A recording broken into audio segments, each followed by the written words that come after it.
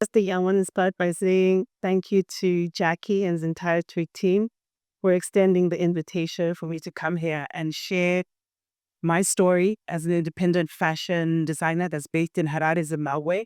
I've been here over the past 3 days listening to all the exciting stories and narratives that you guys are sharing about your weaving and manufacturing processes, and just hearing that you guys are saying you're far away from achieving your goals sort of makes me sweat a little bit. Because honestly speaking, I think Zimbabwe is one of the countries that looks at South Africa like we're trying to be there. And so when we hear from you that you have a long way to go, it's almost like, whoa, that means we have lots of opportunities in Zimbabwe to take advantage of. And I try to look at it in a positive way, in that those challenges that we have are just rooms for us to step into ourselves and write the future that we want to see through fashion within our own space. So I want to give you guys a little bit of context about who I am before I go into decentralizing fashion manufacturing and how I adopted certain concepts within it, within my own practice. I haven't taken everything, but I think my conversation today is more so to engage you guys in a conversation about the options that are out there, some of the key characteristics that potentially you could adopt as an independent designer. Because if I'm doing it from a place like Zimbabwe with so much social economical unrest, no actual councils, no actual policies in place to support us, it means that potentially some of the things that I've adopted that have helped me to maintain my business for approximately 7+ years now are things that you could potentially adopt as yourself, either as an independent or maybe your middle way in your career. But I think ultimately the purpose of this platform is to exchange ideas. So I'm hoping that through my lived experience and the sort of practices that I engage with, you'll be able to be inspired and take something that will be meaningful to you. So just a little bit about me. This is some of my work. So I mentioned that I am a self-taught textile artist. I started engaging with textile arts during the first COVID. I've always been a maker. And how I often define myself is as an intuitive creative. When I deal with my textile art, it comes from a very sensory tactile space where I'm trying to re-engage with the product that I'm making. I think yesterday during one of the wool conversations, one of the speakers said that when she creates with wool, it's like a dialogue. And I resonated with that a lot. Because when I'm dealing with my textile art pieces, I often don't have a pre-design or idea of what I'm trying to create, but I create intuitively and I let the material speak to me as to what it wants to become. And what I mean by that is sometimes the rope might say, knock me this way, twist me this way, turn me inside out a little bit, but I let the art piece speak to me intuitively. I work a lot with waste reduction. So anything that's within my immediate space, I'm huge on material culture. I'm huge on utilizing the materials within my immediate space. And often I can even find found objects and attach them to my art pieces. And so the images that you're looking at right now, I think on my far right, your left, is one of my textile art pieces, almost like my ghosts from my ancestors past coming back toward me. But you can see how I translate it now into fashion pieces. And I think as an independent designer, I think we're all aware how capital intensive the industry is. And when it's self-funded and you don't really have the funding for it, I feel that my textile art is my exploration in terms of what I'm going to do next within my textiles in fashion and how I'm then going to express it through fashion. So this is just one of the steps that I have now incorporated where I get that freedom of expression as an artist. And I find ways in which I can then interpret it into a commercial product for sale.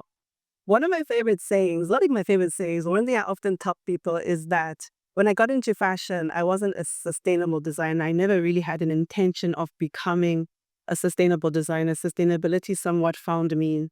And the reason why it found me was because I was trying to figure out how, one, I could sustain my business and utilize all my available resources to their maximum capacity. I often say that Zimbabweans are the ones that do the most with the least. And what that means is that in my studio, I had so many offcuts that were left over. And for some strange reason, back then I used to put them in boxes. And honestly, at that time, I had no idea what I was going to do with them. And so one day I looked at them and it was like, all on a boxes. I was just so irritated because I don't know what to do. And I said, I need to use this. These boxes are money, and it's money that I've already spent and money that I can't waste. So I tried to figure out how can I then take this and incorporate it into my design so it doesn't look like something left over. I always had this idea of utilizing waste because it always had that finish of, I hate to use this language, but it felt like struggle. And I always wanted to fit into the luxury space. So I told myself, how can I then translate something that is considered ugly and translate it into a luxury product? So these are some of the ways that I sort of explored that within my own work. And then I think this is just an overall, I guess, aesthetic of my work and the sort of work that I produce as a fashion designer. And I think I'll take this opportunity to actually speak about my work as an independent fashion designer and what drives me when I work. So I do have a slow fashion brand. And when I say the slow fashion brand, it's extremely slow. But the truth behind it being extremely slow is that in Zimbabwe, it's rare to find a designer that actually works as a designer full time. You'll often find that designers probably have something else that they do to sustain themselves, especially because they're independent and it's fully self-funded. And we don't really have, I guess, banking facilities or organizations that support us enough in that area. And you often find that the few grants that are available there, everyone's trying to go for them. So you find that in order for us to sustain our livelihoods, we often do work and do alternative things. And the alternative thing I'll eventually get to. But for now, yes, as a fashion designer, this is my aesthetic. And my favorite image of them all is the middle one. And the reason why I love the middle one the most is because I utilize fashion as a vehicle to tell these nuanced contemporary stories. And I always like to question concepts within fashion. And some of those concepts have to do with luxury and what is luxurious. I've always been a person that likes to take the mundane, ordinary object within an African whole. Even when you look at the Binga baskets, I think this collection, I released it in 2017. And I remember seeing the shakers that our traditional dancers would wear and the Binga baskets on our wall in my mother's house. And I said, why can't this be high fashion? Why can't we expand the conversation? And I continue to do that a lot within my visual stories about how can we take our everyday things that seem mundane and meaningless and add them to our fashion narratives and send it out to the world. I call my brand House of Stone after the country Zimbabwe, which means Zimbabwe, which is House of Stone in Zimbabwe, because my intention was always to take Zimbabwe to the world. And I think even opportunities like these, being able to come here and share our stories with you through cloth and how we are, in essence, trying to establish a fashion done out of fashion system, that's kind of jarring when you think about it, because it's sort of backward. In the spectrum of the value chain of fashion, I often feel like designers sit at the lower end of things. Yes, we are the celebrities, we are the entertainers. But in terms of having the real impact, I feel we do live at the end spectrum of everything. So yeah, that then draws me to how I have incorporated decentralized and fashion manufacturing as an independent designer based in Harare, Zimbabwe. And I want to share some of these tips that I've engaged with within my own practice. Oh, I almost forgot something. I was going to tell you what my actual hustle was. So I actually work as a program delivery partner for the British Council and Swiss Embassy. And we deliver fashion programs in Zimbabwe for young emerging creatives that need support with fashion business knowledge, mentorship, seed funding, and market access. And it's necessary in Zimbabwe because we don't have these facilities that are available to them, yet we have so much raw talent in our country. Raw talent that needs direction, raw talent that needs support in order to get their product out there. We do have a strong appreciation for fashion, but unfortunately our local systems don't support us enough. But I always believe that when you have a collective community coming together, collaborating and driving through a single voice, eventually it will happen, and eventually you will be heard, and eventually you will see the change that we want to see within our sphere. The characteristics of decentralizing fashion. So pretty much it's straying away from the traditional way of manufacturing. And Yes, traditional manufacturing has its pros and cons. It's usually done in a single manufacturing space. It's usually mass production. They don't really consider the environment. Sometimes they don't even consider the cultural context in which they are working under. But I think we are now in a space where we're shifting, where a lot of these like larger corporations that have been functioning that way are sort of shifting their mindsets towards the way they're producing. I think yesterday there was a session with H&M, and you can see brands are really taking on this initiative and push towards creating new systems that are more meaningful, more mindful, and think about the environment, and they think about the people and the spaces in which they're coming to occupy, which I think is extremely important.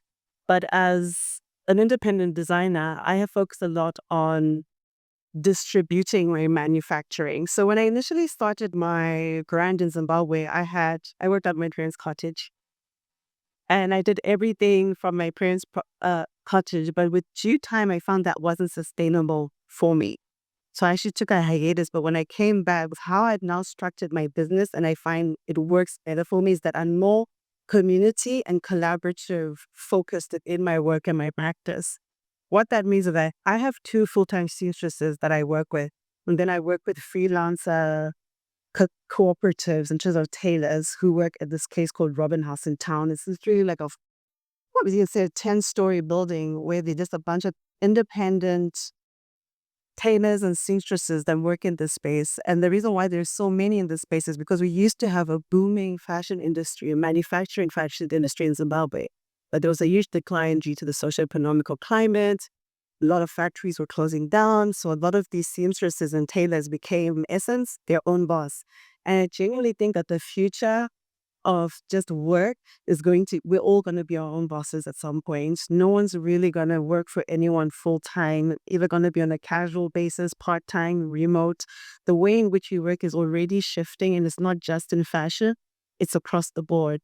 So when it comes to the decentralized system that I've put in place, I also have my freelance seamstresses that would, let's say, for example, when the workload is, I guess, too much, or the requests are too much for my in-house team, I then have a group of seamstresses and retailers that I approach that then support me. How I've put in place a system is that often I create my own samples. I go and find my tailors and seamstresses within the Robin House space that I now have 5 that I've been working with for maybe 3 or 4 years now. They dissect my samples, they take my patterns, they make me a copy of my pants or my jumpsuit, and they continue to replicate it as you go. I think now it's become a lot better in terms of the consistency of the product because we have been working with each other for a while. But also the advantage of my brand is that I only create a new collection every 2 years. And maybe I include maybe 3 or new pieces in a season just to create, I guess, some excitement and to ensure that some of my remaining clients get something new from me. But because I'm more focused on creating timeless pieces or I work on a bespoke basis, I'm not too worried now, at least, about my tailors not achieving the consistency that I'm looking for, even though they're not based in one location.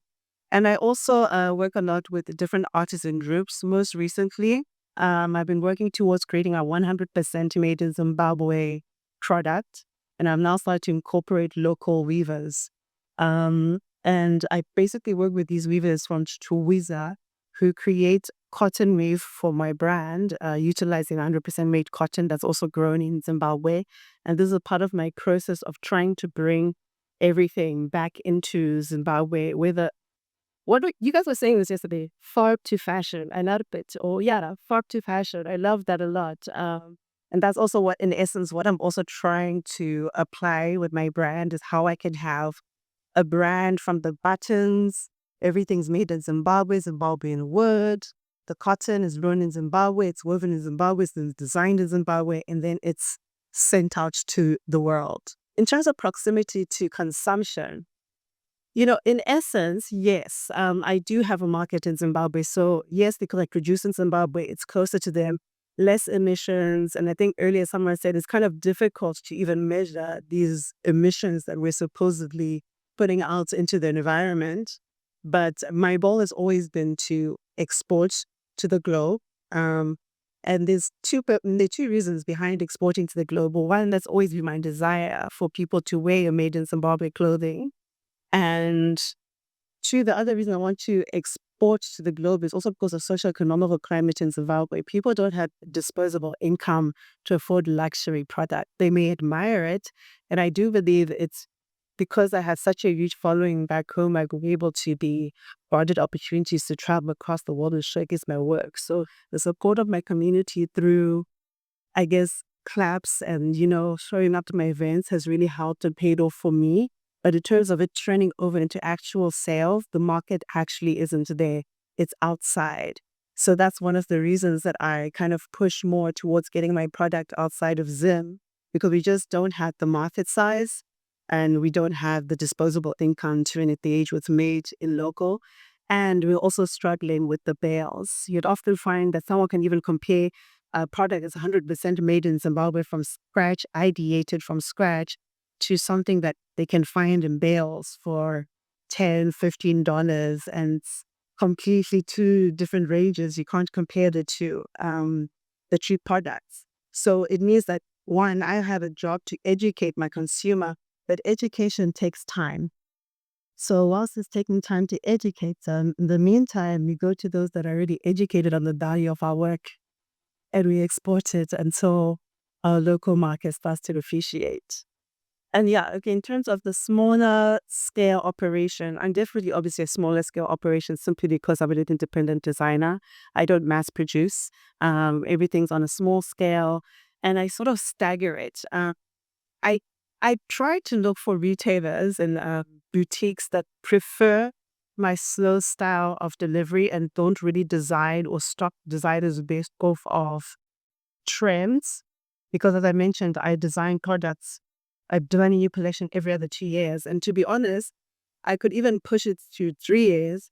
And one, I did mention I'm an independent designer. It's fully self-funded. So until I have that capital injection where I can scale up and be producing at that level, it wouldn't be sustainable for me. I'd probably find myself ending up in debt.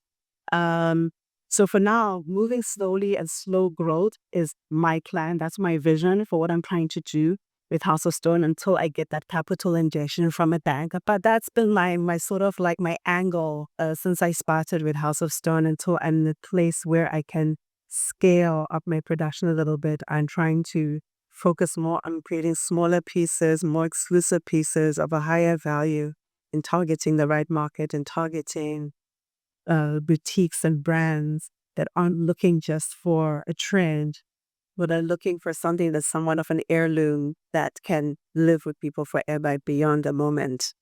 Networking approach. I'm not yet at this level. And I think the reason I'm not at this level as yet is because of the fact that there's a huge digital divide.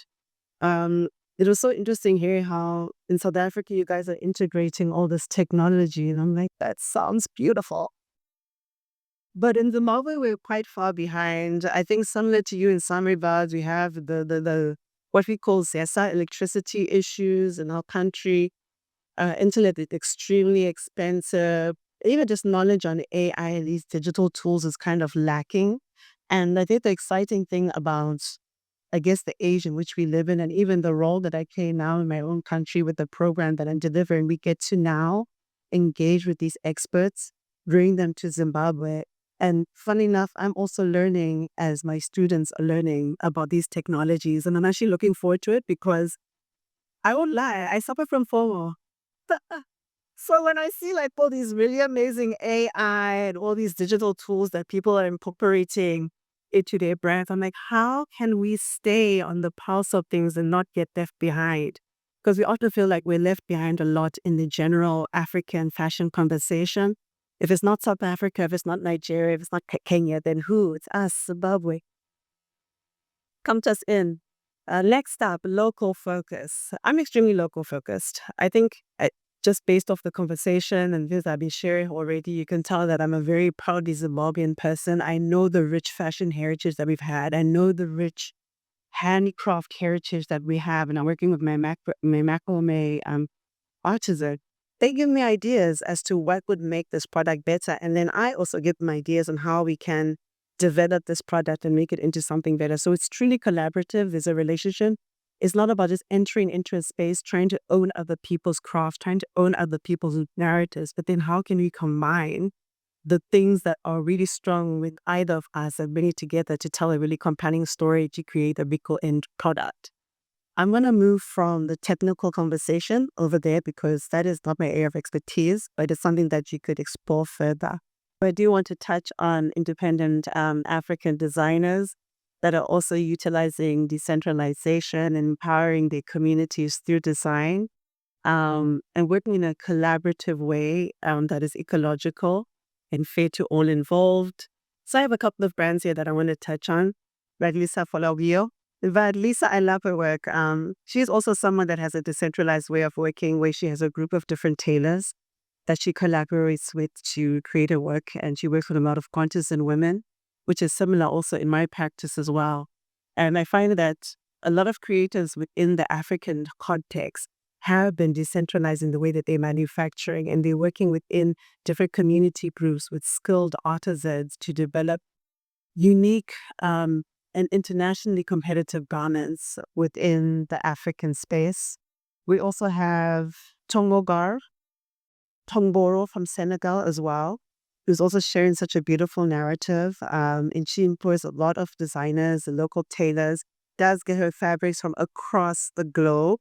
So it's not purely just Senegal made, but I think the overall narrative that she's trying to tell is very different. But I do love the way that she's working with communities in Senegal. She's also doing workshops with them in order to equip them knowledge-wise, to improve upon their skill set. And she's taking what I would say, she's evolving the culture through design. And I think that's a beautiful thing.